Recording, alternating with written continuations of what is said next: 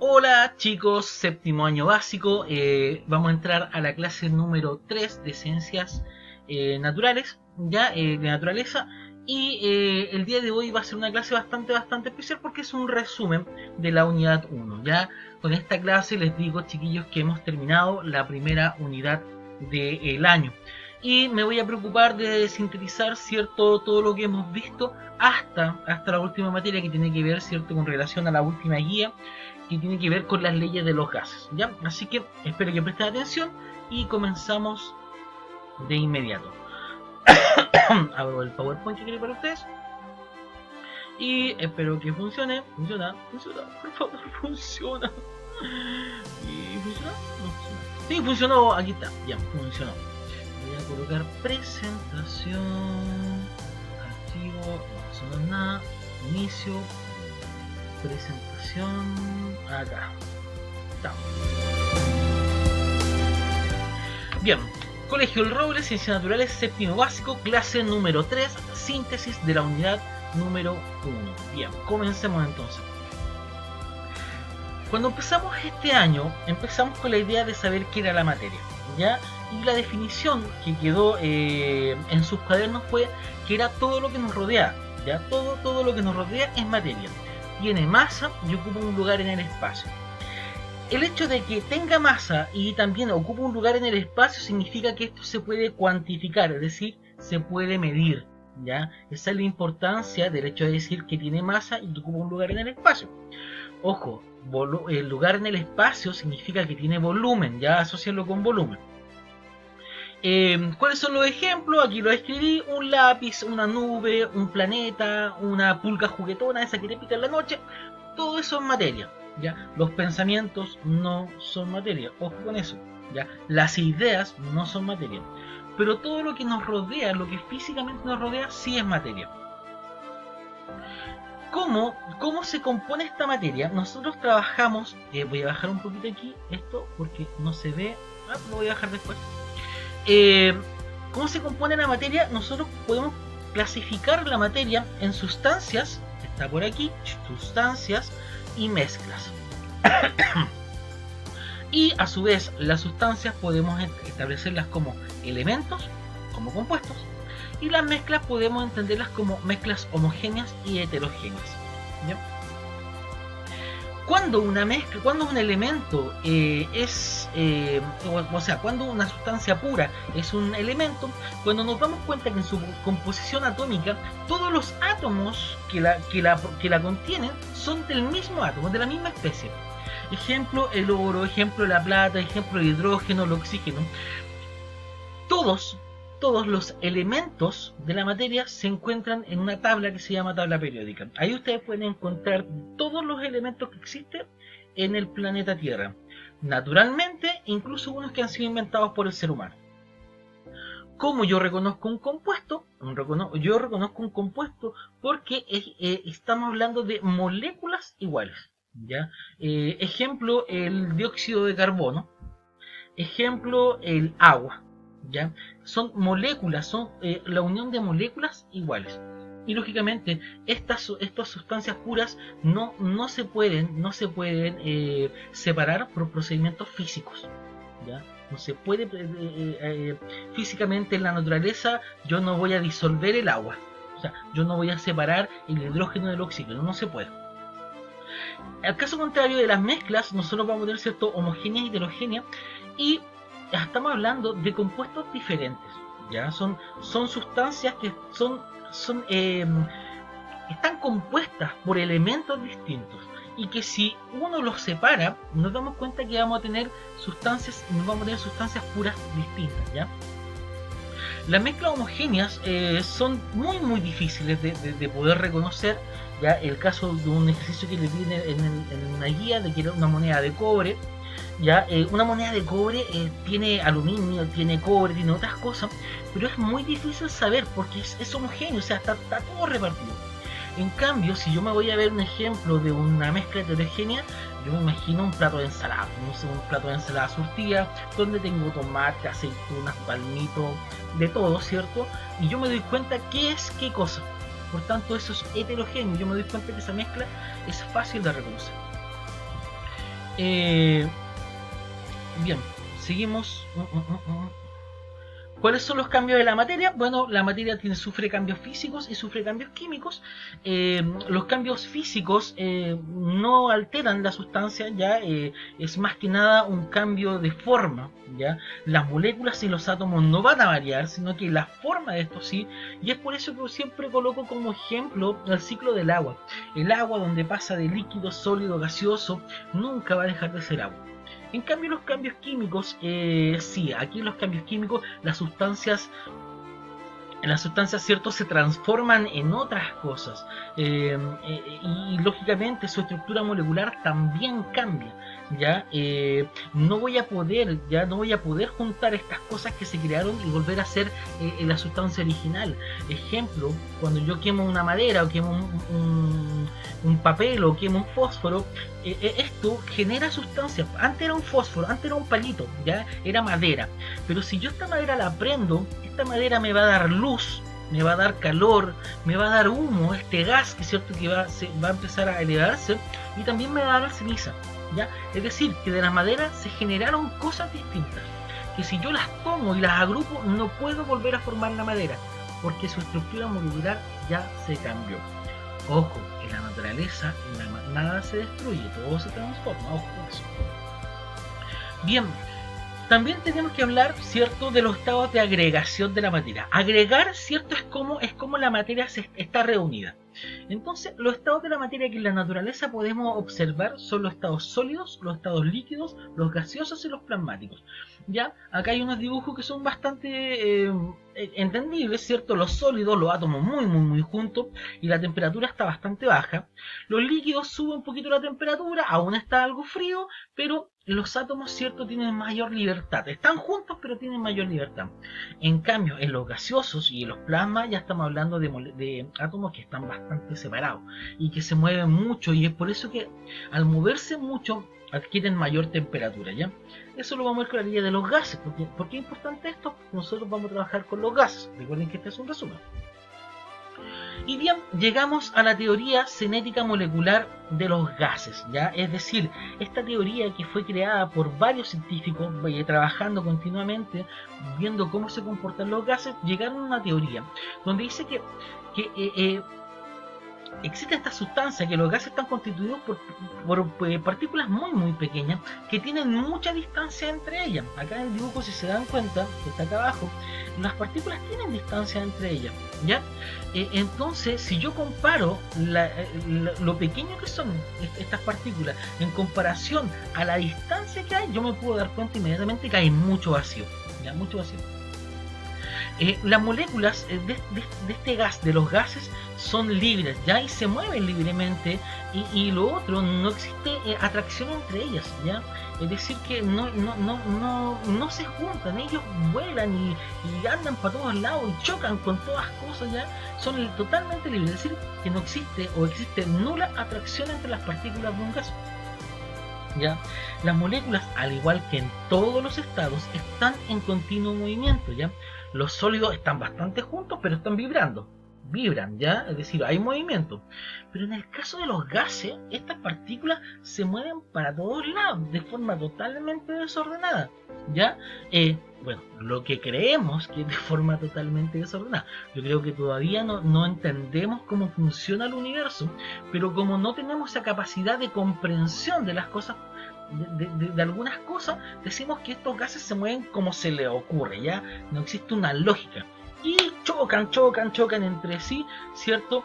Liberando energía. Pero ojo con esto. No significa que vaya ganando energía, ¿ya?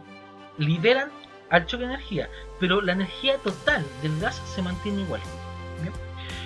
Y lógicamente, tanto choque con las paredes, con estos envases, con los recipientes, tanto choque que hace que la presión comienza a subir. Y el punto 4 dice, lógicamente lo que decía antes, no existe ni pérdida ni ganancia ya de energía cinética, sea de energía de movimiento, aunque sí puede haber una transferencia, es decir, una partícula puede hacer mover a otra, pero no significa que las dos ganen, ya no hay una ganancia de energía, una pierde, la otra gana, a eso se refiere que no existe ganancia. Bien, ¿Cuáles son las características de los gases? Nosotros trabajamos con 3. Si nos metemos a buscar en internet vamos a encontrar unos 7, 8 características, pero a mí me interesa que trabajemos con 3. Uno es la fluidez. Y la fluidez es la capacidad que tienen los gases para poder completar, es decir, para poder distribuirse en el ambiente que lo está reteniendo. ¿Ya? Ejemplo, acá hay un ejemplo, ¿cierto? Una persona que está inflando globo, el aire y el vapor de agua, ¿cierto? Que sale de nuestra boca al inflarlo, va a hacer que en todas partes del globo se vaya distribuyendo de forma uniforme el gas. ¿Ya? No es que en este pedacito exista menos gas y en el pedacito de allá exista más gas, no, es de forma uniforme, por eso existe una fluidez. El gas fluye para poder completar todo el espacio que lo contiene. El segundo es la presión, la compresión. Y la compresión tiene que ver con la capacidad que tienen los gases para poder disminuir. Como las partículas están muy separadas, si yo genero presión, voy a lograr juntarlas. ¿Ya? Ejemplo, si yo tengo un hielo y lo aprieto, no creo que el hielo, salvo que se va a derretir por el calor de las manos, pero no va a cambiar, no se va a hacer un hielo más chiquitito. A eso voy. Si yo tomo la mesa, uy, la mesa es muy grande, y ¡ay, voy a apretar la mesa! No, difícilmente la mesa se va a volver una mesa más chica. Pero si yo tomo un gas, si fuera capaz, si tuviera la capacidad de poder tomar un gas y empezar a presionarlo, sí se volvería más chico. Porque como las partículas están muy alejadas, yo las puedo con presión y con fuerza juntar. Y al revés, si yo empiezo a liberar, el gas se va a empezar a soltar. ¿Por qué? Y lógicamente está la difusión, que la difusión significa que los gases se pueden mezclar con otros, ya se van a mezclar.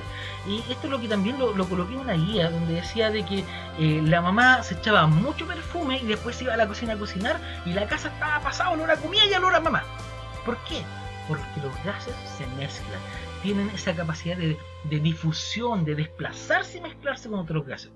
Acá el ejemplo del globo, de este globo inflado y después un globo desinflado, significa que este globo, cierto, que tenía aire, comenzó a perderlo por distintas cosas, o porque las paredes tienen muy pequeñas perforaciones por donde se elimina el gas o donde sale el gas, o porque efectivamente el nudo tiene un problema, qué sé yo.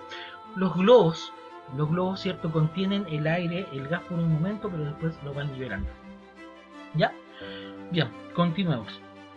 ¿Cuáles son los factores que participan de los gases? ¿O cuáles son los factores que yo puedo encontrar en los gases que van variando, ya? Que van variando y van jugando, en este caso con los gases. Es la temperatura, ya, que estamos hablando de energía cinética, ya. Movimiento, ¿ya? Entre más movimiento, más temperatura. Es como cuando tienen frío y se empiezan a mover. ¡Ay! Ese movimiento hace que la temperatura sube.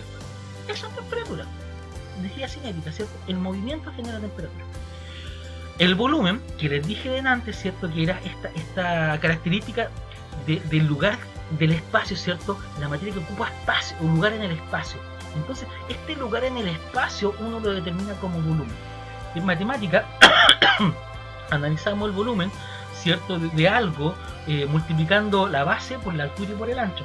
Ya esto es algo bastante parecido. Estamos tratando de identificar el volumen que tiene un gas. Y la presión, que significa la fuerza, ya la fuerza con que estas partículas comienzan a chocar e intentar escapar del recipiente. Eso es presión. Es como cuando ustedes tocan el desodorante en spray y lo tocan un poquito, si sale un chorro grande, es porque ese gas se metió en ese tubo con presión. Por tanto, quiere liberar y quiere salir, ¿ya? Ahí está la presión. Bien. Vamos a continuar. Y continuamos y llegamos ya a las leyes de los gases. ¿Ya? Existen tres personas que trabajaron. Estoy hablando de Charles, ¿ya? Estoy hablando de Boyle y estoy hablando de Gay-Lussac, ¿ya? Que son tres científicos a los cuales tenemos que prestarle atención.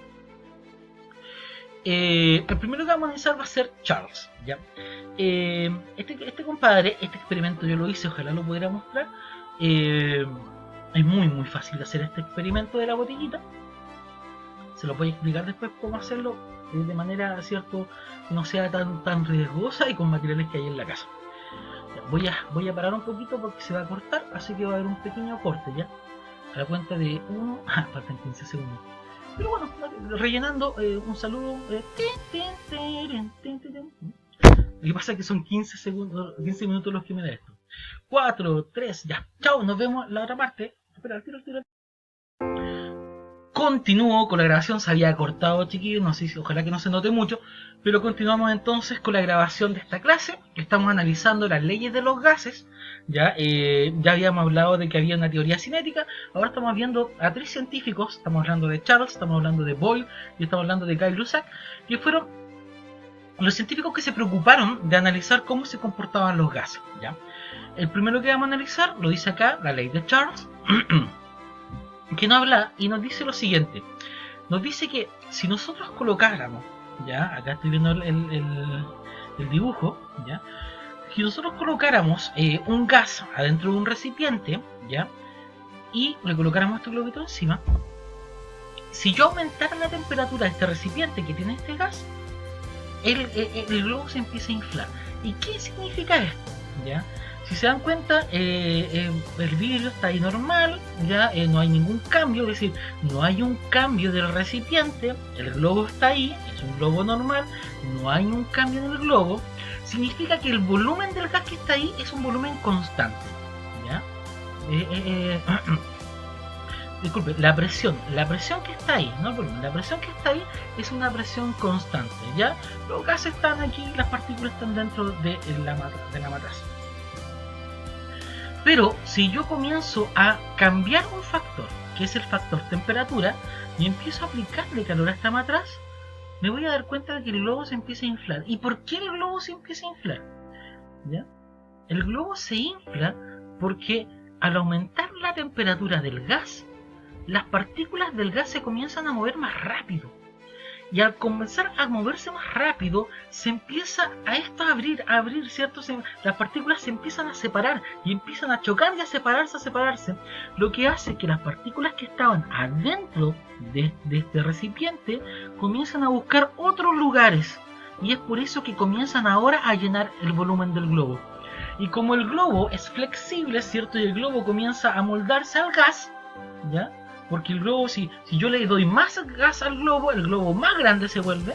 Es decir, que no hay un aumento de presión, solamente que el volumen del gas está avanzando. Y él lo explica así, dice, después de toda esta observación, dice que a una presión constante, ¿cierto? A esto se llama presión constante, un recipiente normal, totalmente normal. A una presión constante, si yo aumento la temperatura, también lo hace el volumen.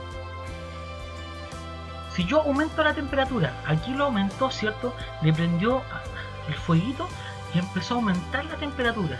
Por tanto, las partículas se empezaron a mover más rápido y empezaron a abrirse, ¿cierto? A separarse más. Por tanto, al separarse más, el lugar que ocupa en el espacio también es mayor.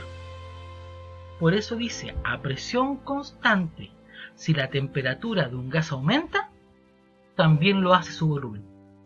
¿Y qué pasa si esto se enfría? Si yo dejo que se enfríe, yo corto el gas, ¿cierto? O sea, corto el mechero y esto se empieza a enfriar de a poco. ¿Qué creen ustedes que pasa con el globo? El globo comienza a perder volumen, empieza a achicarse. ¿Por qué? Porque eso hace que las partículas se muevan más lento. Y al moverse más lento, van perdiendo su volumen. Se van juntando un poquito más, ¿ya? No están moviéndose locas como estaban hace un rato, empiezan a calmar, y al calmarse, ¿cierto? Se empieza a achicar, por eso pierde su volumen. Esa es la ley de Charles, que a una presión constante, si la temperatura de un gas sube, también lo hace su volumen, y esto es viceversa. No sé si ustedes alguna vez lo probaron, pero pruébenlo. Inflan un globo, lo inflan, y lo tienen ahí, va a estar redondito, ¿cierto? Colóquenlo dentro del refrigerador y en un par de minutos va a estar más chico. ¿Por qué? Porque el vapor de su boca, que estaba a una temperatura mayor, y cuando ustedes lo metieron al refrigerador, ¿cierto? El volumen del globo se achicó. Vamos a la segunda. Ley de Gay-Lussac, ¿ya? Este experimento de Gay-Lussac se hace con una pelota de ping-pong. La pelota de ping-pong, si ustedes la apretan mucho, se dobla fácilmente. Pero los que hemos jugado ping-pong, no sé si alguno de ustedes le ha pasado que en la última pelota, nosotros lógicamente cuando se doblaba, porque un golpe, no sé, con el canto de la pared y se dobló, le echamos agua caliente y inmediatamente ¡pum! Es como que alguien de adentro lo soplara y ¡pum! Se abría y la pelota volvía a servir. ¿Qué pasaba con esto? Lógicamente esto yo no lo sabía ya hasta que empecé a estudiar, cuando me empezaron a preparar como profesor. Ahí nos dijeron que efectivamente esto era así. Pero yo antes de esto ya lo había experimentado sin saber de que había una ley, y que esta ley la estableció Guy Lussac, que dice que si el volumen es constante, ¿por qué es un volumen constante? Porque es el volumen del gas que está dentro de la pelota, ¿no? La pelota a temperatura ambiente va a estar ahí, ¿no? Va a estar normal, el volumen va a estar normal porque la pelota está ahí. Si yo aumento la temperatura, el gas o la presión del gas que va a estar adentro va a empezar a aumentar. Y es por eso que la pelota se hincha. ¡Pum! Porque el volumen es constante, el volumen está ahí, y la pelota está ahí y está machucada, ¿cierto? Está doblada. Entonces, si yo le echo agua caliente, lo que voy a hacer es calentar las partículas del gas que está dentro de la pelota. Y como estoy calentando estas partículas, la energía cinética empieza a que las partículas se muevan más rápido y empiezan a chocar contra las paredes y hace que el volumen ¡pum! Se expanda. Entonces, esta expansión es producto de la presión que ejercen las partículas de gas. Por tanto, nuevamente, a volumen constante, es decir, el volumen que está dentro de la pelotita constante, no se mueve. Si yo aumento la temperatura, las partículas se empiezan a mover más rápido y por tanto la presión va a ser más fuerte. Distinto, si yo bajo la temperatura, ¿cierto? La presión va a ser menor, ¿ya? Porque ni siquiera va a intentar volverse a armar la pelotita. Ni siquiera lo va a intentar. ¿Por qué? Porque como la temperatura es menor, tampoco hay presión. Entonces, a más temperatura, más presión. A menos temperatura, menos presión. En el caso anterior, a más temperatura, más volumen. A menos temperatura, menos volumen. ¿Ya? Charles Gay-Lussac. Y vamos por último, que es la ley de Boyle-Mariotte. Bien, Boyle es esta persona que tenemos acá. Aquí está Boyle, ¿ya? Y Mariotte es un colaborador, ¿ya? ¿Qué hizo? Y este experimento me gustaría que lo vayamos viendo acá. Voy a estar con el cursor. Lo que hizo fue que en este tubo, que está doblado, él colocó mercurio. ¿Ya? Él quiso trabajar con mercurio. Ahora estaría prohibido. El mercurio es súper peligroso para el ser humano. Si, ejemplo, ni se le ocurra jugar con el mercurio de los termómetros. El mercurio lo que hace es producir cáncer a la piel incluso, ¿ya? Introdujo, ¿cierto?, en este matraz mercurio y dejó una bolita de aire adentro, atrapada, ¿ya? Es como esas, en las cuevas submarinas. En las cuevas submarinas ve que de repente en las películas sale que se van a la profundidad y no tienen por dónde respirar y justo encuentran una cueva submarina y ahí hay aire. Eso mismo pasó acá. Dejó atrapada ya un poquito de aire. Bien, hasta ahí todo normal. Pero después, ¿qué modificó? Le fue echando más mercurio a este tubito. Y se dio cuenta de que el gas que había, que tenía todo ese volumen, todo lo que estaba acá, ahora tenía menos volumen. Pero era el mismo gas. O sea, era la misma cantidad de gas que antes ocupaba todo el espacio de al lado, todo ese espacio, y ahora ocupaba menos. Entonces, ¿qué observó?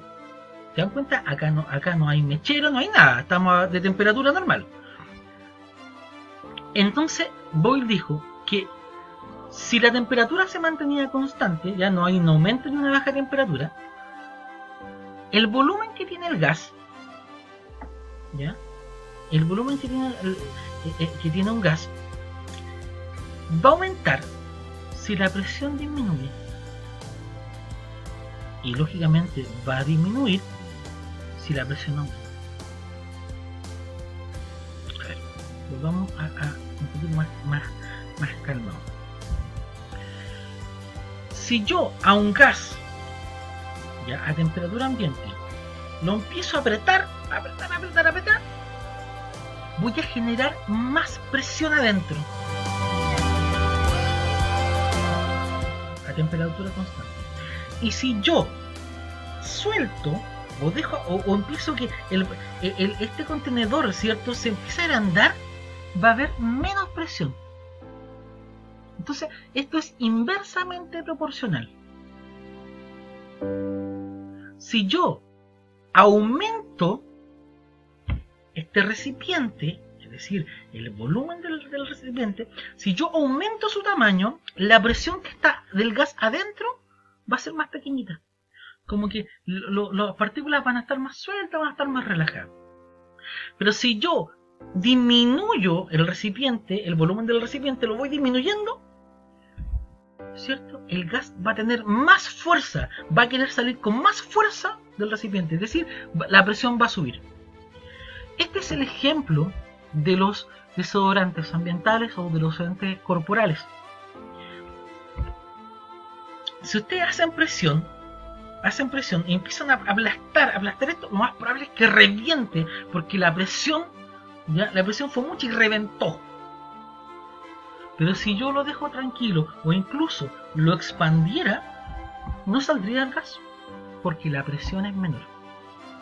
Este es el único diferente a los demás. En los demás era directamente proporcional. Aumenta la temperatura, aumenta el volumen. Aumenta la temperatura, aumenta la presión. Este caso no, este es al revés. Aumenta el volumen, disminuye la presión. Disminuye el volumen, aumenta la presión. ¿Qué otro ejemplo puede ser de esto? El de los bombines para inflar bicicletas. Los bombines son contenedores de aire, que esto es normal. Pero si yo empiezo a presionar eso, es decir, a disminuir el volumen, el aire va a salir con más fuerza. Entre más presión le coloque, entre más chiquitito sea el recipiente, el gas adentro va a tener más fuerza, es decir, va a tener más presión.